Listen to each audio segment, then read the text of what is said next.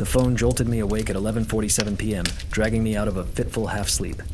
My wife had been away at a biotech summit in Toronto for 3 days, and the apartment felt hollow without her. I groped for the phone on the nightstand, wincing at the glare of the screen. An unfamiliar number. Hello? Good evening. Am I speaking with Mr. Lawson? The voice was polished, deliberate, carrying an undertone I couldn't quite pin down. That's me. Mr. Lawson, my name is Marcus Vega. I head the security team at the Royal Crestview Hotel. I'm reaching out about your wife, Elena Lawson, who is staying in room 2214. My chest tightened instantly. Is she all right? Has something happened? Your wife is perfectly safe, sir, but a security matter has come up that we need to clarify. He let a beat of silence pass, and in that gap, my imagination sprinted through a dozen dark possibilities. Our keycard system shows that room 2214 was accessed tonight at 9:32 p.m. by a second keycard, one registered to a different guest. A man. Can you confirm whether you gave anyone else permission to enter your wife's room? The words struck like a fist. I sat bolt upright, every trace of drowsiness gone, pulse hammering in my ears. Excuse me? No. I didn't authorize anything. Who was it? The card belongs to a Mr. Daniel Corbin, room 2508. Our records show he checked in 2 days ago. Our night manager issued a duplicate keycard for your wife's room yesterday afternoon, at her request. She explained it was for a colleague joining her to go over some work. My mouth went dry. Elena had been pulling away lately, staying at the office until all hours, stepping into the hallway to take phone calls. I had chalked it up to the pressure of her recent promotion at the Research Institute. But this... Mr. Lawson, are you still there? Yes. My voice came out flat, disconnected. What exactly are you telling me? Sir, I want to be completely transparent. We are not making accusations of any kind. However, given the late hour and our responsibility to guest security, and frankly to their spouses, we felt compelled to contact you. It isn't uncommon for guests to use conferences as cover for extramarital encounters. We've seen it before. Our policy is to reach out to registered partners when we detect irregular access patterns. I was on my feet now, pacing the bedroom, my free hand clenching and unclenching. Where is she right now? Mrs. Lawson returned to her room at 10:15 p.m. She's inside. Mr. Corbin left the room at 10:03 p.m. and went back to his own. 12 minutes apart. They had been alone together in her room for over half an hour, and she had stayed on after he left. I need you to do something, I said, my voice steadier than anything I actually felt. Don't tell her about this call. Can you manage that? A beat of hesitation.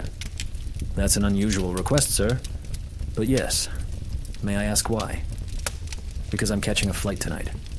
I need to see this for myself. After I hung up, I sat motionless in the dark of our bedroom, staring at the framed photograph on Elena's nightstand. The two of us on our honeymoon in Santorini. Her head resting on my shoulder, both of us sun-drunk and grinning. That was 6 years ago.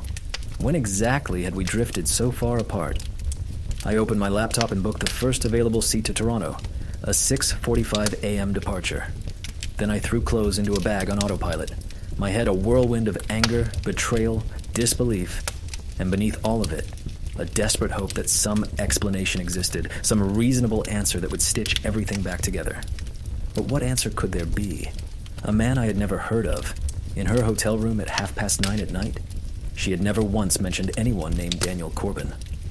I pulled up her recent messages through our shared family plan. Nothing unusual. Mostly texts about her presentations and dinner arrangements with conference colleagues she had named before.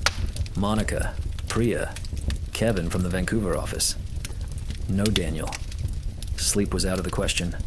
At 4:30 a.m., I gave up trying, showered, and drove to the airport. The entire flight, I rehearsed confrontations in my head. Would she deny everything? Break down? Confess?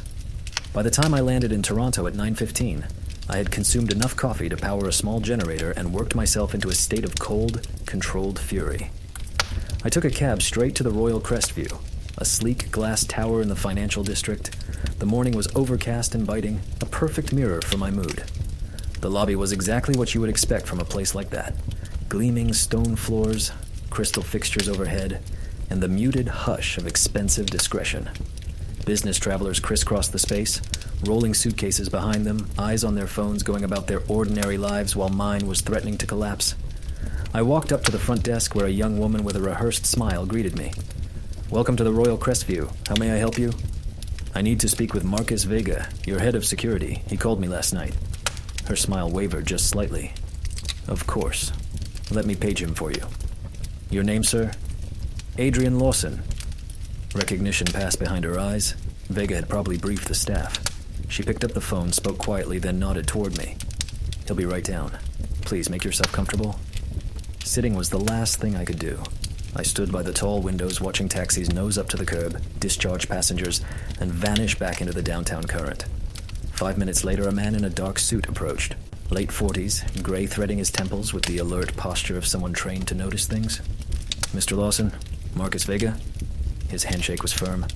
"I appreciate you coming in person. Would you like to talk in my office?" "I want to go to a room." He hesitated. "Sir, I understand you're upset, but I would advise... Is she there now?" Vega pulled out a tablet and tapped a few times. "According to our logs, she left the room at 8:15 this morning. There's a summit session at 9. Then I want to see the room. I'm still listed on the reservation, aren't I? She used our joint credit card." Vega studied me for a moment, then gave a slow nod. "Technically, yes. But Mr. Lawson, I've seen situations like this before. Sometimes it's better to have the conversation first in a neutral... I need to see it," I cut in. "Please." The elevator ride to the 22nd floor passed in silence except for the soft chime at each level. Vega didn't push the point. Perhaps he recognized the futility. He led me down a carpeted corridor to room 2214 and swiped a master keycard. The room was tidy. Elena had always kept things organized. The bed was made, her suitcase open on the luggage rack, toiletries lined up with precision in the bathroom. Everything looked utterly normal, which somehow made it worse. What had I expected? Scattered rose petals and champagne bottles? I moved through the space slowly while Vega watched from the doorway. On the desk sat conference binders, Elena's laptop, and a legal pad filled with her neat handwriting. Notes on protein receptors and trial endpoints. Standard work material. Then I noticed the coffee table. 2 glasses, both used. A wine bottle, 3/4 empty. My stomach clenched. "Mr. Lawson," Vega said carefully, "I should mention that the male guest, Mr. Corbin, is attending the same summit. Same biotech sector. And that's supposed to reassure me?" I picked up one of the glasses as though it might hold answers. "Colleagues don't usually share wine in hotel rooms at night." "No," Vega agreed. "They don't." I set the glass down and moved to the closet. Elena's dresses hung in a neat row, including one I didn't recognize, a red cocktail number with the price tag still on. She had bought new clothes for this trip. For him. My phone buzzed. A text from Elena. "Morning. Heading into the next session. Hope your day is good. Miss you." The casualness, the effortless way she lied. Something cracked inside me. "When does the session end?" I asked Vega. "Morning sessions usually break at noon for lunch." 3 hours. I thanked Vega and checked into my own room. He arranged one on a different floor. No questions asked. Then I sat and watched the clock, shaping every word I planned to say. At 11:45, I stationed myself in the lobby near the conference hall exit. At 12:03, attendees began pouring out. Name badges swinging on lanyards, conversations about clinical pipelines and regulatory timelines filling the air. Then I spotted her. Elena looked stunning. Professional in a charcoal blazer, dark hair swept back. Laughing at something a colleague had said, she looked happy, relaxed, completely at ease. Not at all like someone carrying a guilty secret. I stepped directly into her path. "Elena." She froze. Shock, confusion, and something else I couldn't name chased each other across her face. "Adrian, how are you here? We need to talk." Her colleague, reading the tension, mumbled something and disappeared. Elena's hand went to her throat, a nervous habit I knew well. "Is everything okay? Did something happen? Is it your dad?" "Let's go somewhere private," I said, keeping my voice level despite the fury building inside me. "Your room, maybe. Room 2214, where you and Daniel Corbin shared wine last night. Care to explain that?" The color drained from Elena's face. For a moment, it looked as though she might faint, and I instinctively reached out to steady her before pulling my hand back. Around us, the crowd of attendees flowed past, oblivious to the personal earthquake underway. "Not here," she whispered. "Please, not here." We rode the elevator in silence. Elena stared at the floor, hands clasped so tightly her knuckles had gone white. I studied her profile. The woman I had loved for 8 years. The woman I had trusted without question. Had I ever really known her? Inside the room, she turned to face me, and I was startled to see tears running down her cheeks. "How did you find out?" "The hotel called me. Security protocol. They track keycard access." I kept my distance, afraid of what I might say or do if I got any closer. "Want to explain why a man I've never heard of has a key to your room?" "It's not," she started, then stopped, wiping her eyes. "God, Adrian, it's not what you think." "Then tell me what it is. Because from where I'm standing, it looks pretty clear." She crossed to the desk, pulled the laptop toward her, and opened it with trembling hands. "Daniel Corbin isn't... He's not who you think. And I couldn't tell you because I wasn't sure myself, and I didn't want you to worry, and then everything spiraled so fast. You're not making sense. Just look at this." She turned the screen toward me. On it was an email thread. Dozens of messages. She scrolled to the top, to an email dated 3 weeks earlier. Subject line: "Urgent. Conference safety warning. From a woman named Patricia Nolan. panolan.global@securenet.org." The email was long, detailed, and chilling. It described a scam targeting women who attend medical and biotech summits. The operation was sophisticated. Attractive men, often registered as conference attendees, would befriend women, float networking opportunities, suggest drinks or dinner. Then they would drug the drinks, clean out the hotel rooms, and vanish. The email listed incidents in several cities: Houston, Portland, Minneapolis. 6 confirmed cases in the last 4 months, Elena said, her voice steadier now. The police believe it's an organized ring. They hop from conference to conference, a few victims each time, never enough to shut the event down or generate major press. I looked up from the screen, my anger tangling with confusion. What does this have to do with Daniel Corbin? On the second day here, a man approached me at the coffee station. Friendly, polished, said he was with Callaway Biosciences. She paused. That's a real company. We chatted about the morning panels, swapped business cards. He suggested dinner to talk about a possible collaboration. My jaw tightened. "And you said yes?" "No," she said firmly. I thanked him and said I had plans. But then, she pulled up another email, this one from 2 days ago. I got this. Subject: Re. Conference safety. Warning: urgent update. The suspect may be at your Toronto summit. Matches the profile. White male, mid-30s to early 40s, brown hair, goes by Daniel or Michael, claims to work for Callaway or Geneva Health. Uses charm and professional networking as his approach. Do not engage. Contact hotel security immediately. I felt the ground beneath my assumptions begin to shift. This man who came up to you, I compared his business card to every detail in the warnings. Everything lined up. The companies, the first name, even the age range. I went to hotel security that same afternoon. Vega, I said. Yes, he took it seriously.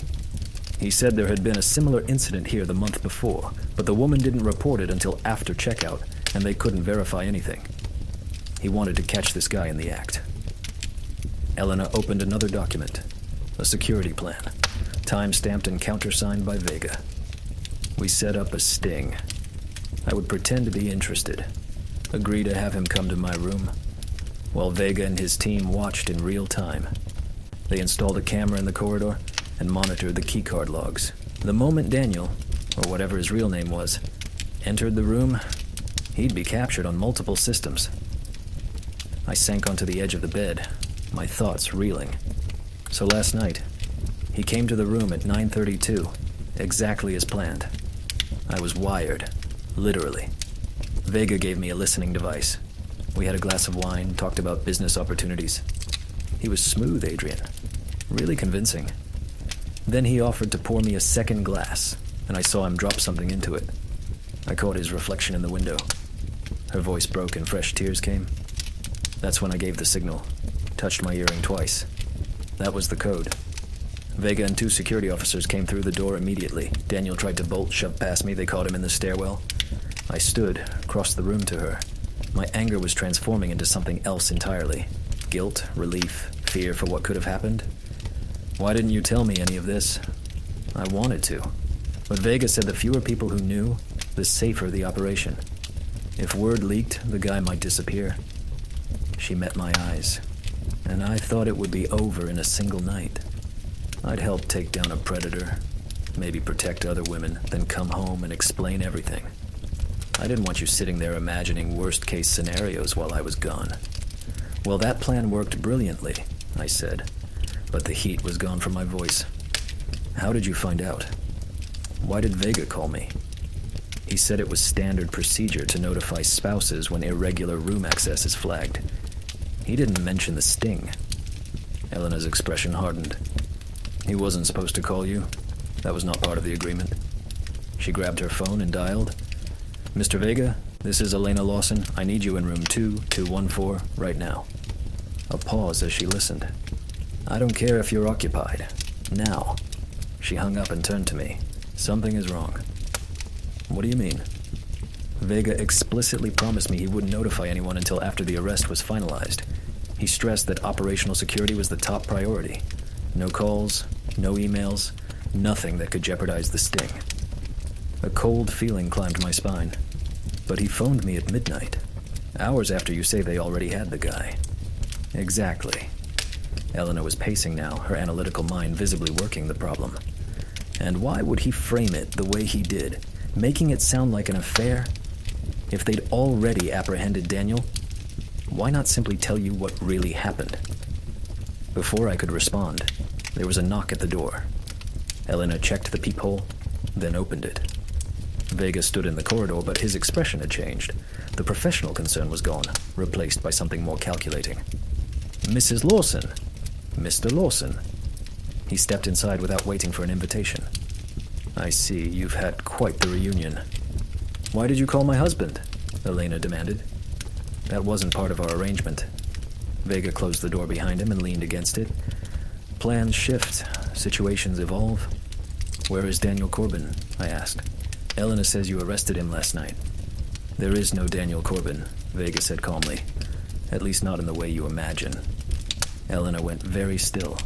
What are you talking about? Vega produced the tablet, the same one he had shown me earlier.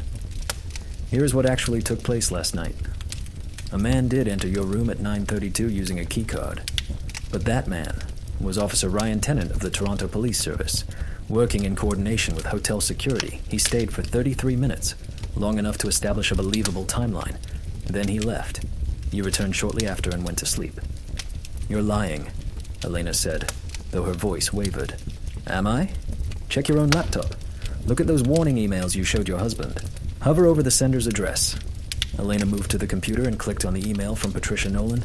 Her face went ashen. This is a fake domain.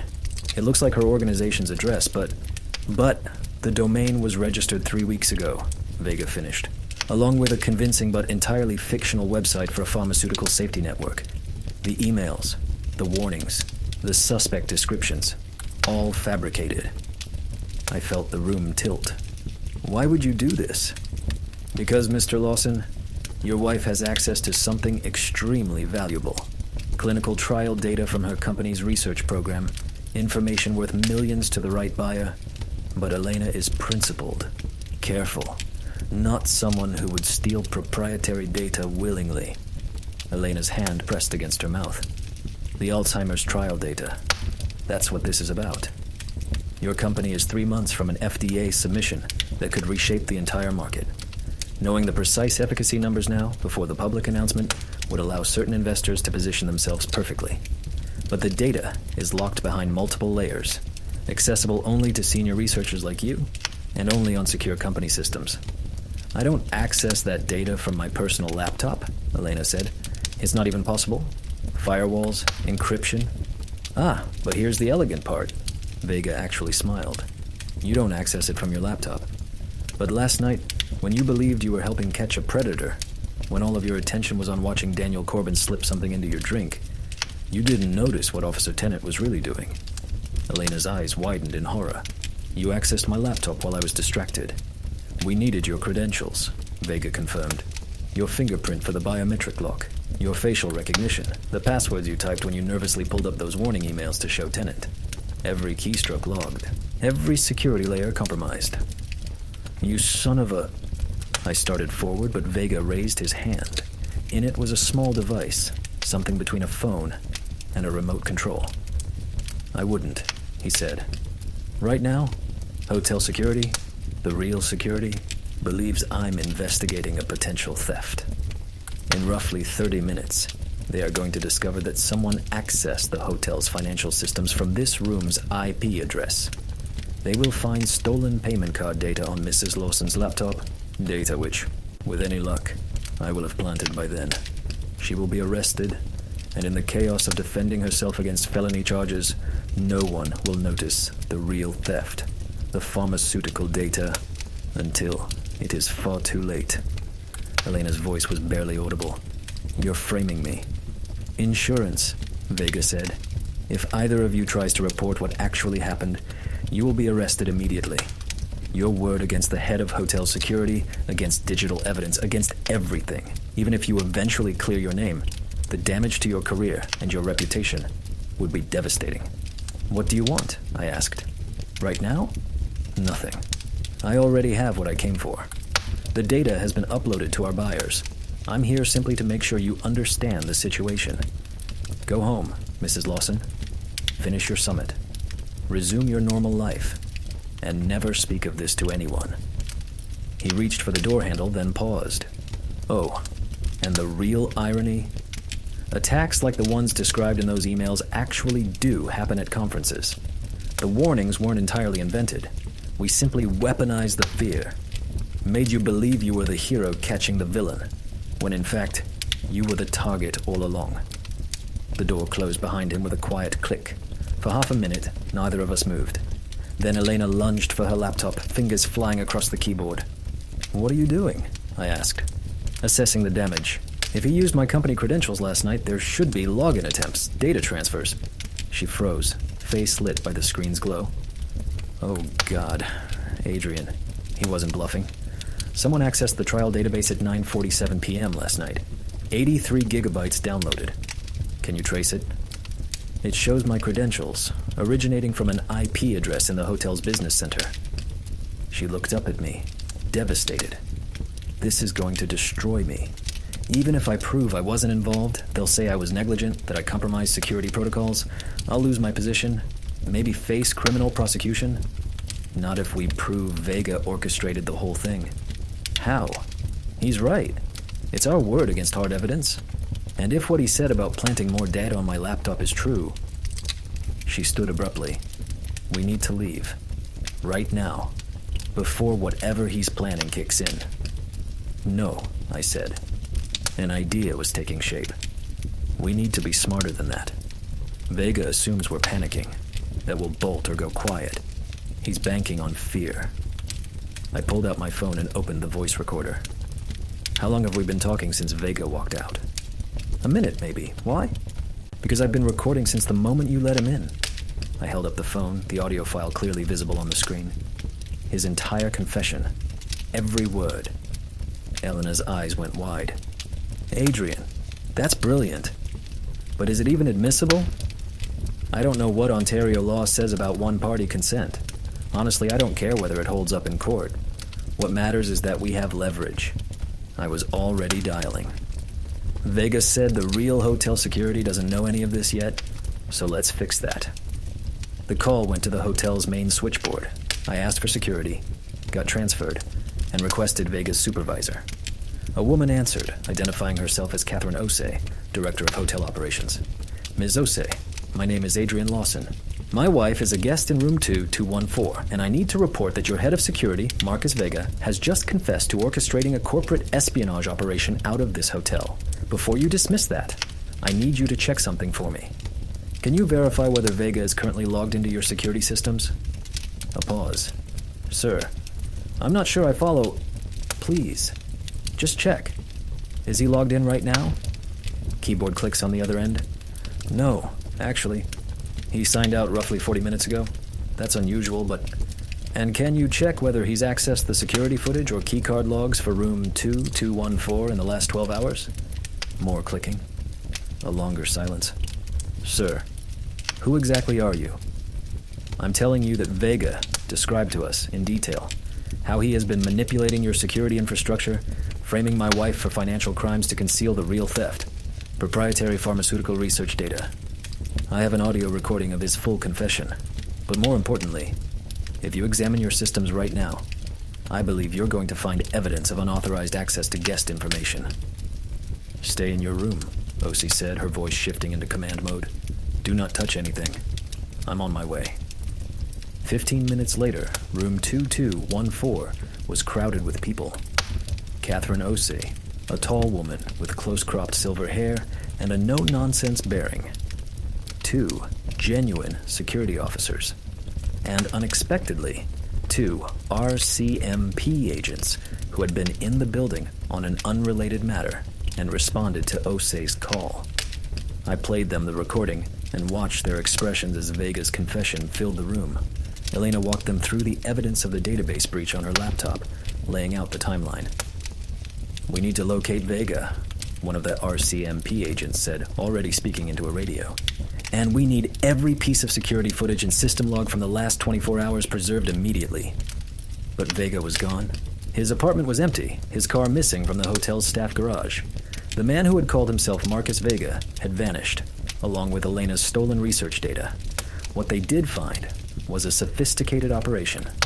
The RCMP's cybercrime unit discovered that Vega had been systematically compromising hotel security systems for months, leveraging his position to gather intelligence on high-value targets, corporate executives, researchers, anyone holding valuable information.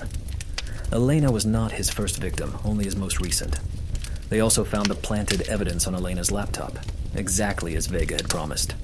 Financial malware designed to make her look like a cybercriminal. Without the recording, without our immediate report, she would have been arrested within the hour. The real Marcus Vega, it turned out, had died in a motorcycle accident 6 months earlier. The man who had stolen his identity was someone law enforcement had been tracking for years, a ghost who specialized in infiltrating security teams at upscale hotels and convention centers.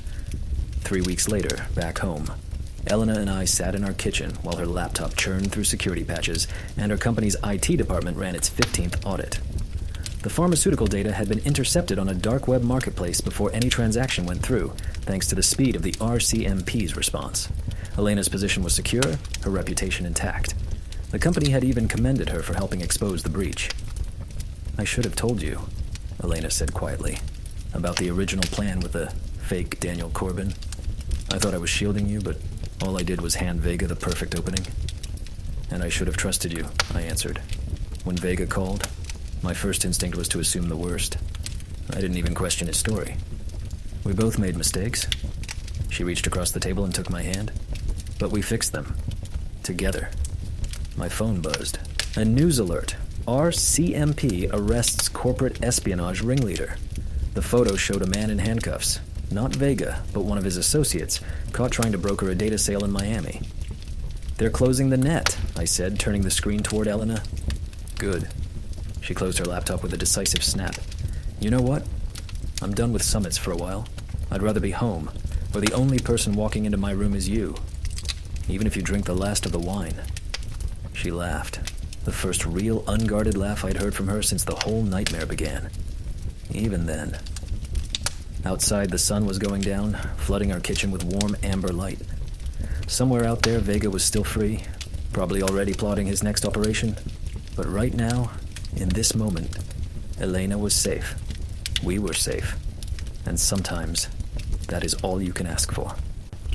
The recording sat backed up across 3 separate cloud services. Insurance against any future claims. The RCMP had assured us the case was closed. But we had learned to be careful, to trust deliberately, to verify everything. Hey, Elena said, pulling me out of my thoughts. Thank you for flying to Toronto, for believing me when it counted. Always, I said. And I meant it. Because in the end, that is what marriage is. Not the absence of doubt or fear, but the choice to trust anyway. To fight together when everything falls apart and to build something stronger from the broken pieces. And we had, together.